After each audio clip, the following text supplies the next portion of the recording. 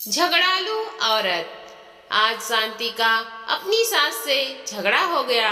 2 दिन पहले वो अपने पति से किसी बात पर लड़ पड़ी थी। ससुराल हो या मायका, हर रिश्तेदारों से, यहाँ तक कि उसके आस पड़ोस के लोगों के साथ शांति की कभी न कभी कहा सुनी हो ही गई थी। हालात ये हो चली थी कि लोग शांति के साथ अब बात करने से भी कतराते थे।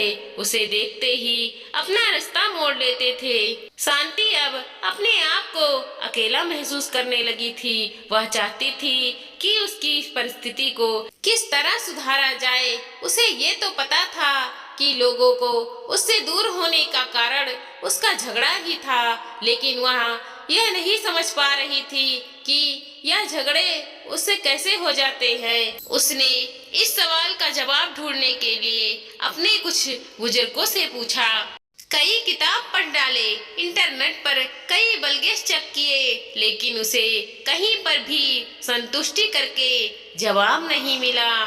एक दिन शांति के दरवाजे पर एक फकीर भिखारी मांगने आया। शांति उसे देने के लिए आटा लेकर आई। उसे लगा कि शायद उसके सवालों का जवाब यह फिर उसे दे सकता है, इसलिए उसने उस फकीर से भी यह सवाल पूछ लिया।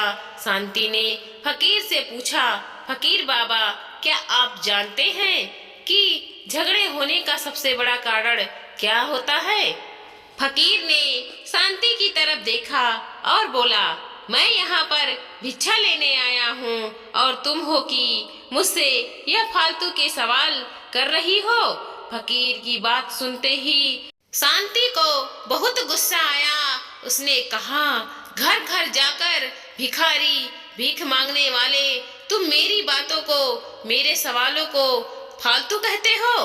तुम्हारी हिम्मत कैसे हुई? शांति ने और भी कई अली बुराई बातें कही, उस फकीर को सुनाई। शांति अभी भी गुस्से से ही बोल रही थी कि फकीर बीच में बोल पड़ा।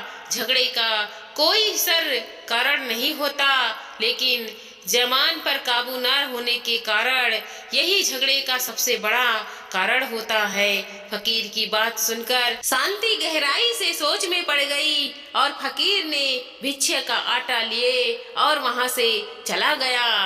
दोस्तों, अगर जबान पे काबू ना हो तो आपका कहीं भी किसी से भी झगड़ा हो सकता है। अगर हमें झगड़े से बचना है तो अपनी जुबान को काबू में रखना चाहिए।